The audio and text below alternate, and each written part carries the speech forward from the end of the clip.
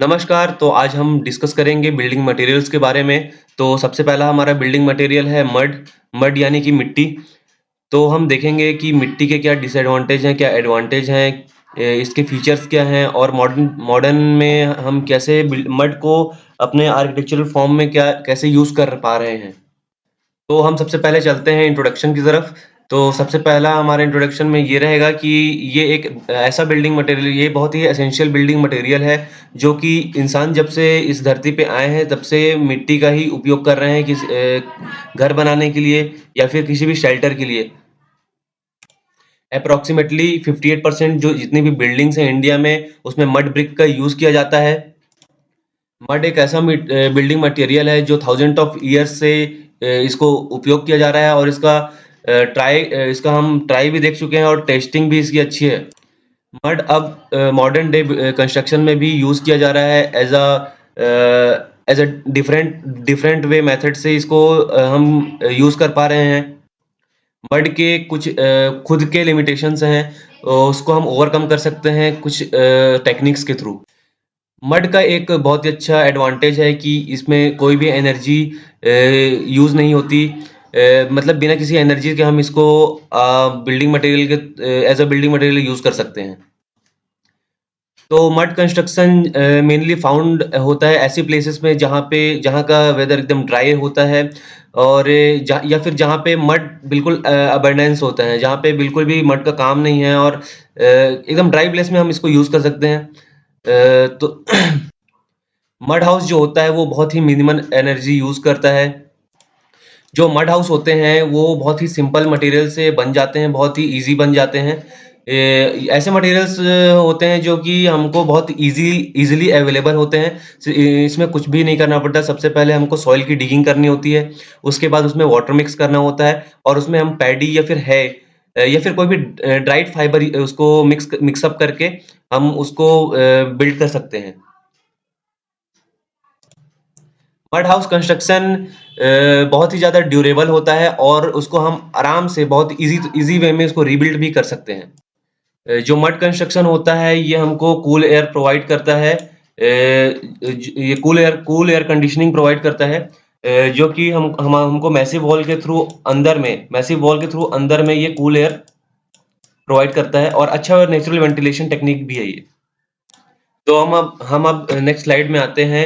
इसमें हम पढ़ेंगे वेरियस कंस्ट्रक्शन मेथड्स के बारे में। तो सबसे पहला मेथड है हमारा स्टैक अर्थ, सीओबी, पाइस और रैम्ड अर्थ। नेक्स्ट है हमारा एडोब। उसके बाद है हमारा वेटल एंड डॉब मेथड। उसके बाद है हमारा फॉर्म्ड अर्थ, या फिर स्ट्रॉक ले मेथड भी बोलते हैं इसको। अर्थ फिल्ट इन भी बोलते हैं, एक मेथड है।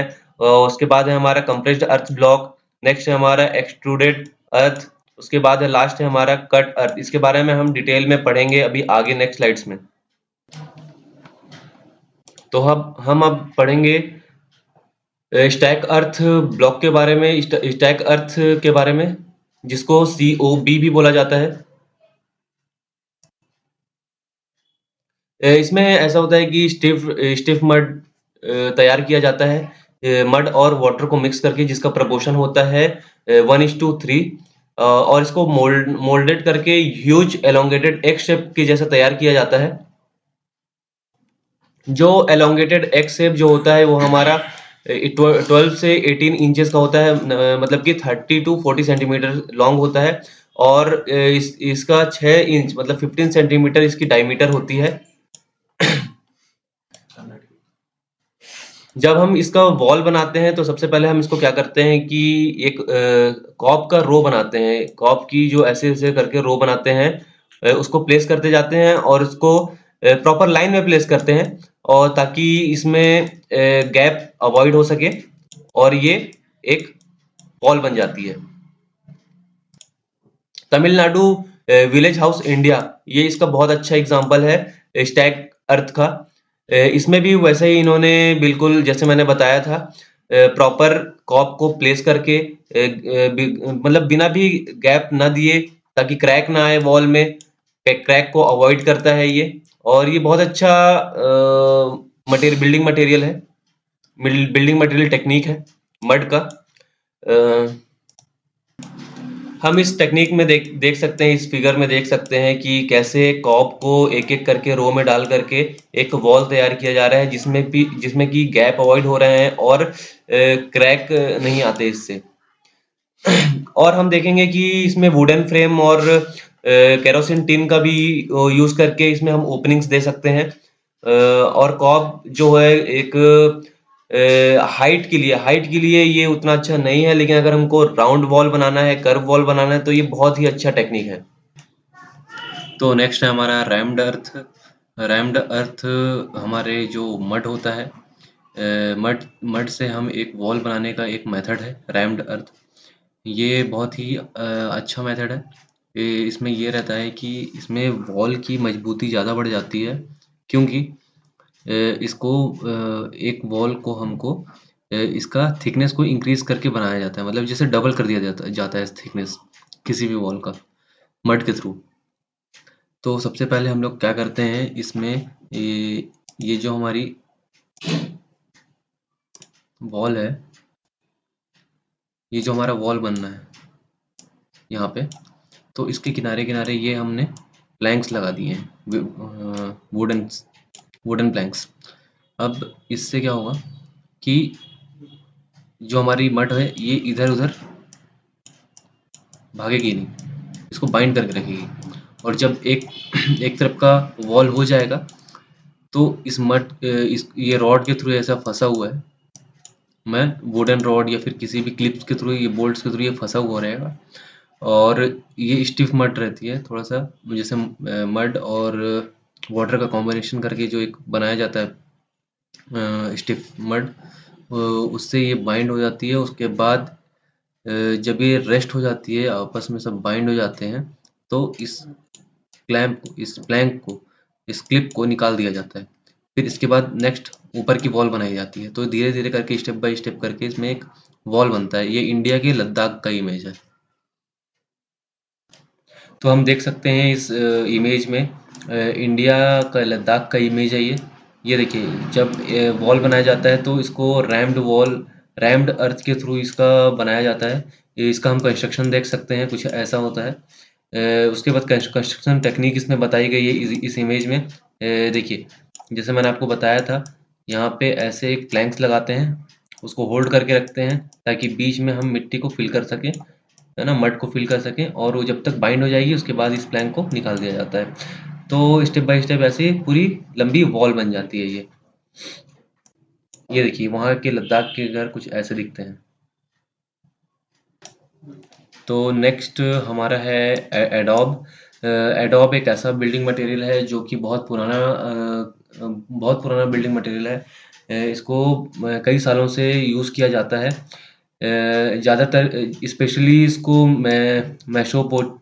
मेसोपोटामिया और इजिप्ट में यूज़ किया जाता है, ये कंस्ट्रक्शन टेक्निक। उसके बाद हम पढ़ते हैं कि ये जो ब्लॉक्स होते हैं, ये देखिए आपको इस इमेज में ये ब्लॉक्स दिख रहे होंगे। इसको 48 आवर्स के लिए हमको एकदम रिलेटिव ह्यूमिडिटी में ऐसे ही छोड़ दिया जाता है, रिलेटिव ह्यूमिडिटी अप टू 100 के लिए छोड़ दिया जाता है,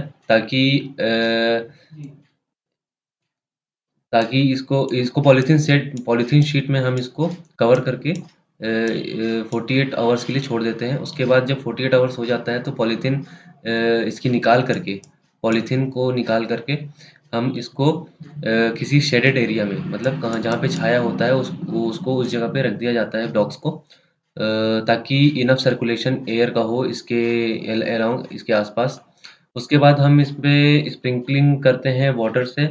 डेली स्प्रिंकलिंग करेंगे हम 28 दिनों तक, मतलब 28 डेज तक हम इस पे स्प्रिंकलिंग करेंगे। तो स्प्रिंकलिंग करने के बाद इसकी हम डेट को नोट डाउन करते जाएंगे हर दिन का। और उसके बाद हम क्या करेंगे कि कोकोनट की लीफ से या फिर किसी भी चीज़ से इसको कवर करके रखेंगे, ताकि जो हमारा ब्लॉक है वो सूखे ना, ड्राई ना हो। तो हम इस ये प्रोसेस पूरा 4 वीक्स तक करते हैं, यानी कि 1 मंथ तक इसका प्रोसेस ये चलता है। इस मटेरियल का एग्जांपल हम इस इमेज में भी देख सकते हैं, जो कि तमिलनाडु, इंडिया में ये कंस्ट्रक्ट किया गया है, ये कंस्ट्रक्शन टेक्निक। नेक्स्ट है हमारा कटर्स। कट अर्थ में ऐसा होता है कि ये ऐसे एरिया से हम मिट्टी लेते हैं, ऐसे एरिया से हम मड कट करते हैं जो ऐसा ब्लॉक्स में हम उस जगह की सॉइल को कट करेंगे जो कि आपस में आराम से वो चिपक जाए, ताकि ये सॉइल इतनी हार्ड होती है कि एक हम इससे वॉल बना सकते हैं। तो ये हमको मोल्ड करके कुछ बनाने की ज़रूरत नहीं होती, इसको सीधा ऐसे कट करके हम चिज़ल कर लेते हैं थोड़ा-सा, और ये बहुत ही अच्छा एक बिल्डिंग मटेरियल के रूप में हम इसको यूज़ कर सकते हैं। हम इसको ब्रिक या स्टोन का शेप दे देते हैं और उस शेप से हम एक अच्छी सी वॉल या फिर कुछ भी as a building material use कर सकते हैं। इसके एग्जांपल हम ट्रॉपिकल एरियाज़ में देख सकते हैं। ट्रॉपिकल एरियाज़ में लेटराइट सॉइल होती हैं और ये बहुत ही अच्छा बिल्डिंग मटेरियल कहलाता है। ये सॉइल हमको इंडिया में वेस्ट कोस्ट रीजन में मिल जाएगा, जैसे कि केरला से गोवा की ओर जो भी रीजन है, वहाँ पे हमको इस टाइप की जो सॉइल है वो मिल जाती है। तो जैसा कि मैंने बताया, ये जो लेटराइट सॉइल का एग्जांपल है, ये दो पार्ट में है। सबसे पहला है इसमें सॉफ्ट सॉइल, दूसरा है इसमें हार्ड क्रस्ट।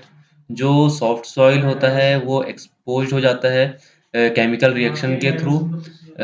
इसमें इसको जो भी ये प्रोसेस होता है उसको कार्बोनेशन रिएक्शन बोलते हैं। जैसे कि मैंने बताया था आपको, ये जो सॉफ्ट सॉइल है, ये हमको केरला से गोवा रीजन में मिल जाएगा देखने। नेक्स्ट है हमारा हार्ड क्रस्ट। हार्ड क्रस्ट ये बहुत पुराना मेथड है बिल्डिंग मटेरियल्स का। तो इसका एग्जांपल हमको उड़ीसा में देखने को मिल जाता है। उड़ीसा की जो सॉइल है उसका इसका बहुत ही अच्छा एग्जांपल है, देखने को मिल सकता है हमको इस इमेज के थ्रू। इस इमेज से देखिए, हम इसमें देख सकते हैं कि ये जो सॉइल है इससे कट करके ब्लॉक बनाया जा रहा है और इस ब्लॉक को एज अ बिल्डिंग मटेरियल ये यूज़ करने वाले हैं। और जिस भी एरिया की जो भी सॉइल है वो ज़्यादा कोहेसिव नहीं होती, मतलब ज़्यादा चिपचिपी नहीं होती है, उस पे हम उस जगह की मिट्टी का जो टॉप सॉइल होता है उसको निकालते हैं, और जो ग्रास होते हैं, ग्रास मतलब कि आप भूसे समझ लो, है ना? उसको हम मिक्स करके एक वो बनाते हैं, उससे फिर ब्लॉक रेडी कर करके हम उससे फिर वॉल बनाते हैं, या फिर कोई भी, मतलब एक बिल्डिंग मटेरियल हमारा एक बहुत अच्छा बिल्डिंग मटेरियल बन जाता है। हाँ, इसमें हम इस इमेज में हम देख भी सकते हैं बुर्किना फासो, क्वेरी ऑफ कारी, इस पे हम देख सकते हैं। जो सॉफ्ट सॉइल है उसका एग्जांपल ये है जो हमने पढ़ा था, लेटराइट। जैसे लेटराइट सॉइल है उसके दो एग्जांपल है, सॉफ्ट सॉइल और ये हार्ड क्रस्ट।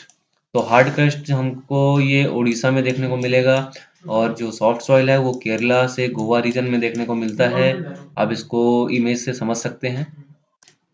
तो नेक्स्ट हमारा अर्थ filled in. Earth filled in में ऐसा होता है कि हम एक, जैसे पहले जो ट्रेडिशनली जो यूज़ किया जाता था, ह्यूमिड सॉइल को पोर्ट करके वुडन लैटिस वर्क, मतलब जैसे कि हमारा एक वुडन का ढांचा क्रिएट किया जाता था, उसमें हम ह्यूमिड सॉइल को ऐसे ऐसे करके डाल दिए, मतलब प्लेस कर देते थे, और वो बहुत ही थर्मल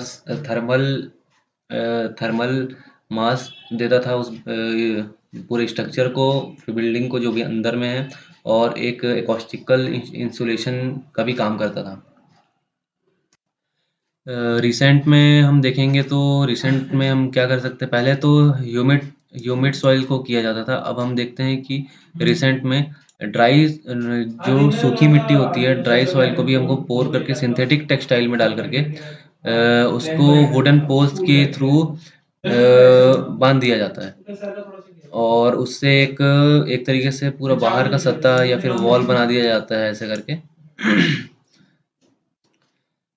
ड्राई सॉइल को हम सिंथेटिक ट्यूब के अंदर भी डाल करके एक दूसरे के ऊपर स्टैक करके रख सकते हैं।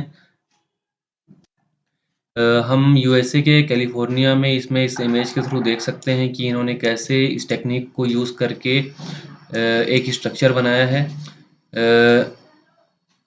इसको extensive use for field in techniques बोलते हैं। तो California institute of earth art and architecture ने इस प्रोसेस को अपने तरीके से बनाया है। उन्होंने इसका नाम दिया था सुपर एडोब कंस्ट्रक्शन और उन्होंने इस बिल्डिंग का नाम इकोडोम्स नाम से रखा है। ये जो सुपर एडोब स्ट्रक्चर है ये बहुत ही अच्छा एग्जांपल है ग्रीन बिल्डिंग टेक्निक का, जो कि यूएसए के कैलिफोर्निया में है। तो इसमें ऐसा करते थे कि जो ऐसा ट्यूबुलर रोल बनाया जाता था, उसमें हम सैंड बैग में अर्थवर्क को, जो भी मड है हमको उसको फिल कर करके बार्ब्ड वायर से इसको बाइंड करते थे। बाइंड किए थे इन्होंने, और बाइंड करने के बाद जो भी अर्थ का जो ट्यूब है आपस में स्टैक हो जाता था, और बाद में इस ट्यूब को पूरा प्लास्टर कर किए हैं। आप इसमें देख सकते हो, इस इमेज के थ्रू देख सकते हो, वो भी मड से ही प्लास्टर हुआ है इसमें। ये बहुत ही अच्छा एग्जाम्पल है और बहुत ही अच्छा बिल्डिंग टेक्निक है, जो कि ग्रीन बिल्डिंग में हमको देखने को मिल सकता है। तो नेक्स्ट है हमारा एक्सट्रूडेड अर्थ। ये टेक्निक बहुत लंबे समय से यूज किया जा रहा है ब्रिक इंडस्ट्रीज में। स्टेबलाइज्ड अर्थ,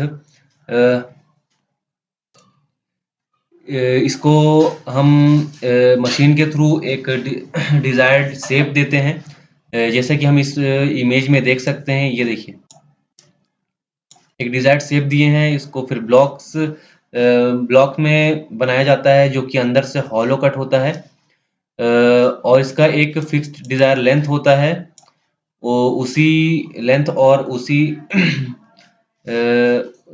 इसका एक प्रॉपर लेंथ और प्रॉपर हॉलो रहता है इसके अंदर में। आप देख सकते हैं इमेज के थ्रू। जो स्टेबलाइज्ड एक्सट्रूडेड अर्थ जो टेक्निक है वो डेवलप हुई थी 20th सेंचुरी में। तो नेक्स्ट है हमारा फोम्ड अर्थ। इसको स्ट्रॉ क्ले भी बोलते हैं। इसको स्ट्रॉ क्ले इसलिए बोला जाता है क्योंकि इसमें हम क्ले सॉइल को स्ट्रॉ के साथ मिक्सअप करके एक डिजायर लेंथ के हिसाब से इसको कट करके इसकी पीसेस पीसेस में कट कर लेते हैं, और इसका जो इसकी जो पीसेस हैं, जो हमारे इसके ब्लॉक्स हैं, इसको मिला करके हम वॉल्स बनाते हैं। ये बहुत ही लाइट वेटेड होती हैं, इसलिए ये लोड बियरिंग स्ट्रक्चर के लिए काम नहीं आती। इसका इसका थर्मल इंसुलेशन भी बहुत अच्छा होता है, हाई थर्मल इंसुलेटर होता है ये। और ये मटेरियल हमेशा वुडन स्ट्रक्चर के साथ ही इसको लगाया जाता है, क्योंकि ये लोड बियरिंग नहीं है। हम इमेजेस के थ्रू देख सकते हैं, बेल्जियम और जर्मनी में इसका इस टेक्निक का यूज़ किया जाता है, क्योंकि वो ठंड वाली जगह है और वहाँ पे ज़्यादातर वुडन स्ट्रक्चर बनते हैं। स्ट्रॉ स्ट्रॉ क्ले का इसका यूज़ हम रीयूज़ और रिकंस्ट्रक्शन हुआ है जर्मनी में, जो कि सेकेंड वर्ल्ड वार के बाद इसका रीयूज़ और रिकंस्ट्रक्शन किया गया था। तो मतलब ये इसका हम रीयूज़ भी कर सकते हैं। इसको हम स्ट्रॉ क्ले के नाम से भी जानते हैं। स्ट्रॉ क्ले इसको हम स्ट्रॉ क्ले को हम फिलर वॉल के जैसे भी यूज़ कर सकते हैं। अगर हमको वुडन स्ट्रक्चर में किसी भी तरह का पार्टीशन देना है तो भी इसका यूज़ हो सकता है। हम इस इमेज के थ्रू देख सकते हैं कि कैसे पार्टीशन वॉल बनाया गया है इस इमेज में। तो नेक्स्ट है हमारा wattle and daub method. Wattle and daub method ये बहुत ही पुराना टेक्निक है बिल्डिंग मड स्ट्रक्चर बनाने का। इसमें हम मेनली यूज करते हैं बैम्बू और केन फ्रेम स्ट्रक्चर, मतलब शुगर केन फ्रेम स्ट्रक्चर, जो कि रूफ को सपोर्ट करता है। इसमें मड की प्लास्टरिंग होती है इसके ऊपर, जो बैम्बू केन और स्ट्रॉ का जो स्ट्रक्चर होता है उसके ऊपर में। अगर ज़्यादा हैवी रेनफॉल हो जाती है तो ये जो मड लगा हुआ रहता है इसके ऊपर में, ये वॉश ऑफ हो जाता है। तो हम इसको जो मैश्ड हो जाता है या फिर बैम्बू जो स्प्लिट हो जाती हैं, उसको वापस से हम इसको प्लास्टर करते हैं मड से। इसका एग्जांपल हम सोमालिया जेनेले विलेज हट्स में देख सकते हैं और इसका एग्जांपल हम फ्रांस की एक इमेज में देख सकते हैं। इस इमेज में हम देख रहे हैं कि कैसे ऊपर में बैम्बू के रूफ बने हुए हैं और इसमें मड के प्लास्टर्स हैं। इस इमेज में हम देख सकते हैं कि कैसे ये जो वुडन प्लैंक्स बनाए गए हैं उसके अंदर में ये स्ट्रॉ डाले हुए हैं और शुगर केन की लकड़ियां टाइप से हैं और ऊपर में मड का प्लास्टर किया हुआ है। इस इमेज में इसकी कंस्ट्रक्शन ड्यूरिंग कंस्ट्रक्शन हम देख सकते हैं वर्क कि वहाँ पे कैसा काम चल रहा है। फ्रांस में एक हाउस इस इस टेक्निक से बना हुआ है। हम अब कुछ फेमस एग्जांपल मड कंस्ट्रक्शन के देखेंगे। टाओस प्यूब्लो देखेंगे जो कि न्यू मैक्सिको में है। ये बहुत ही अच्छा एग्जांपल है मड कंस्ट्रक्शन का। उसके बाद हम देखेंगे आगे बैम जो कि साउथ ईस्टर्न ईरान में ये मड कंस्ट्रक्शन का एग्जांपल है।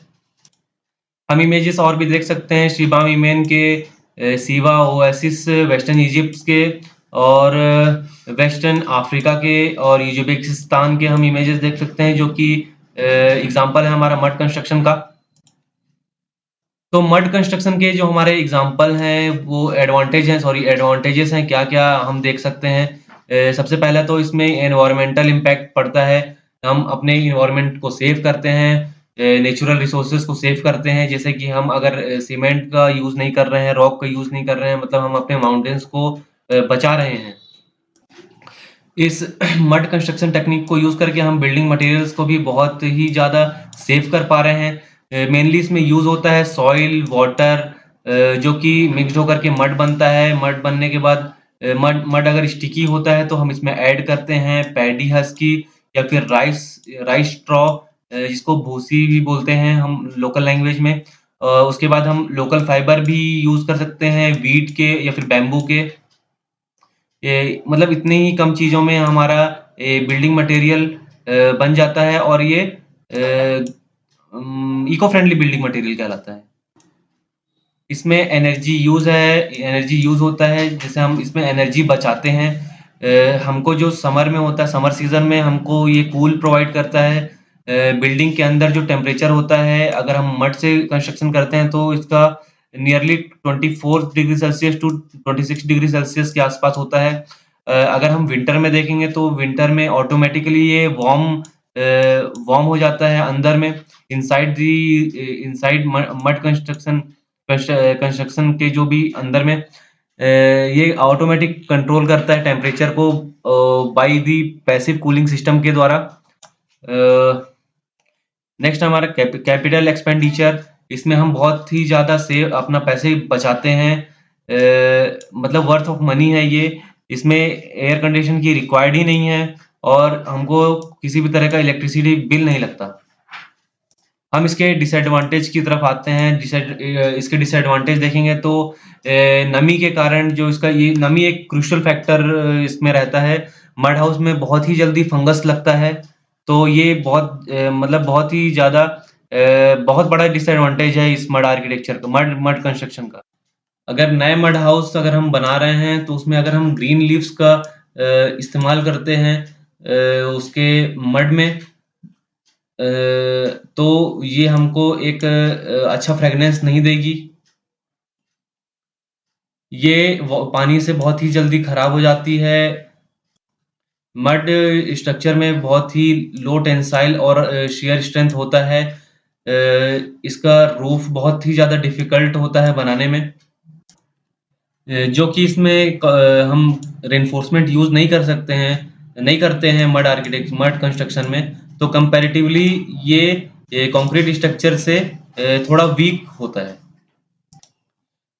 अर्थ और वुड के वीक के कारण इसमें ग्रिप नहीं बन पाती है, तो इसमें फ्रेम डोर और फ्रेम विंडो बनाना पॉसिबल नहीं होता है। इसमें रेगुलर मेंटेनेंस करना होता है। और लास्ट है हमारा, ये फायर प्रूफ नहीं होता है और ना कि टर्माइट प्रूफ होता है। तो हमारी मड कंस्ट्रक्शन की क्लास यहीं पे खत्म होती है, यहीं पे एंड होती है। तो मिलते हैं नेक्स्ट वीडियो में, तब तक के लिए all the best for your GATE exam.